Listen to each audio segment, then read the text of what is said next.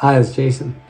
I recently wrote a blog about what it is like to be called by God, and I wanted to read that to you. So, excuse me, I'm reading from my computer, but I also want to have my voice in this. What is it like to be called by God? Do you hear a voice? Is there thunder and lightning, a burning bush, something dramatic like in the movies, or a whisper? I don't think everybody's experience is the same. The following is the experience I had when I was at my rock bottom, and I believe I was called by God.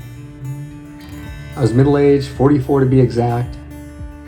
Had only been a believer for a few years and a true neophyte in my faith journey. I was a regular churchgoer and had participated in a mission trip to central Mexico. Other things were taking place in my life which made this a less than optimal time to have an encounter with the Almighty One. I had a degenerative eye condition, and it had deteriorated to a point where I had to make the difficult decision to stop driving. Actually, that decision was made for me, as I almost had an accident with some pedestrians. And I couldn't be sure whether it was as a result of my eyesight, and I felt a duty to assume that my lack of eyesight was the culprit of the almost accident, and I stopped driving immediately. I was divorced with 3 children who depended on me. I was also unemployed. I received a letter from the government stating that I was permanently and totally disabled. The confluence of all these circumstances percolated, and it wasn't long before I found myself in a deep, deep depression. I was struggling to make it through each day.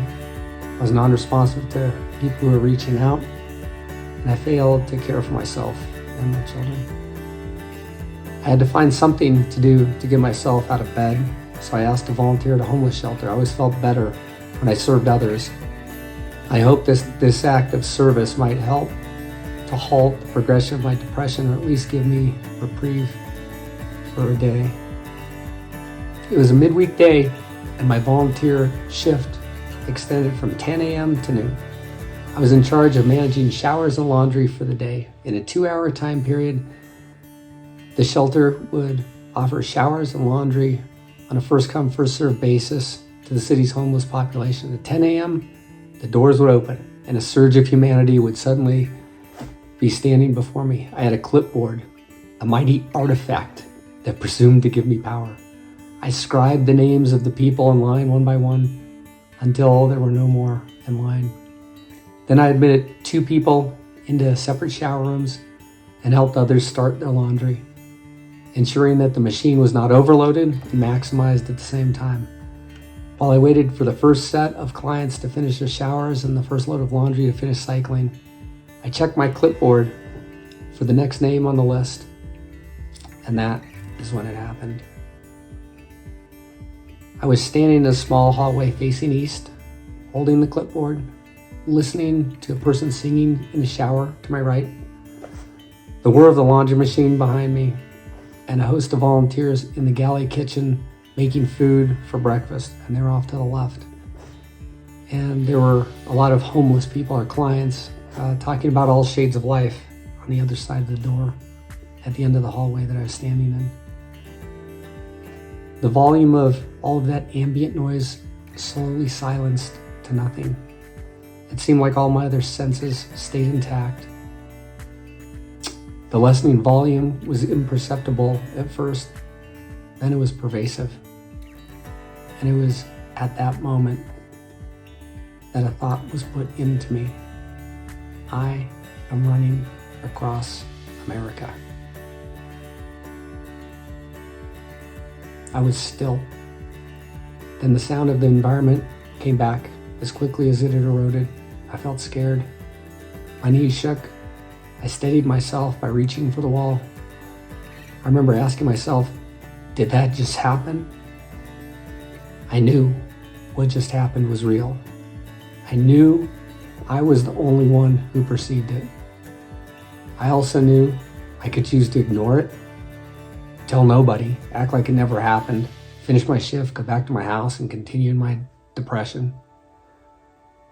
Or I could choose to respond in the affirmative. Be obedient. Submit all my desires and my life to to the will of another. I chose the latter.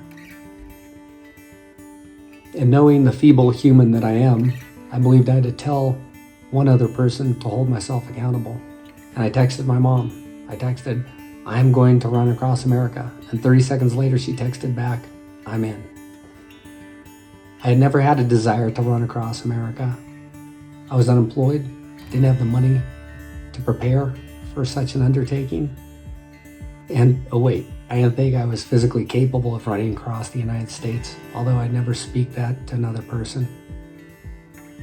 3 young children depended on me and lived with me half the time. I was severely depressed and in no state to cross the U.S. on foot. It was impossible. It couldn't happen. Not with me. I'm nobody. I'm a depressed, unemployed, blind person who's a failure. What I learned over the next 20 months is the following. With God, all things are possible. That's from Matthew chapter 19, verse 26. God does not call the qualified, He qualifies the called. That's from 1 Corinthians chapter 2, verses 1 through 5. The final thing I learned was light overcomes dark, good overcomes evil, love wins, and God wins in the end. For 18 months, I trained my body, begged for money from strangers, family, friends, raised my kids, figured out the logistics of the expedition. And then for 59 and a half days, I ran 3,063 miles from Los Angeles to New York, averaging 51 and a half miles a day to fulfill a calling that I neither understood nor agreed with, but I obeyed. For a long time, I didn't speak openly about the fact that the transcontinental run was a calling from God. I thought people would think I was insane or crazy. I already felt like a lot of people thought I was insane and crazy for setting out to run across the United States. Just to add that, I thought God told me to do it, and I figured I bought myself a one-way ticket to the loony bin. With a healthy amount of time and reflection, I now realize that it is insane and crazy to think that I could have taken on such a challenge, survived it, and completed it at such a pace without God's calling, protection, and provision. First, I was in a severe depression. Depressed people don't just snap their fingers and decide with conviction and motivation to take on a seemingly impossible goal. Doesn't happen. The depression was severe, with dark, dark thoughts. None of the triggering factors of the depression had improved. Sight loss was there, unemployment was there, wasn't driving, still single parent. However, on the day of the calling, my depression and its causes seemed to have no effect on my ability to make a 180-degree shift in my behavior. And that began a 20-month expedition into the unknown. Second, it was beyond my physical abilities. I'd ran some marathons, ultramarathons, but nothing compared to what I was going to attempt. My goal for the Transcon was to run 50 miles a day or more. As I learned later, it's a world-class pace. Only 6 people at the time had crossed at 50 miles a day or more, and no blind person attempted it. I'd been depressed, I wasn't running, I was out of shape, I wasn't a sponsored athlete, hadn't won any races, mid-pack runner. If my body could withstand what I was envisioning, it would truly be a Cinderella story, and I always root for the underdog. Third, it would be a miracle to survive the training and the transcontinental run with my limited eyesight.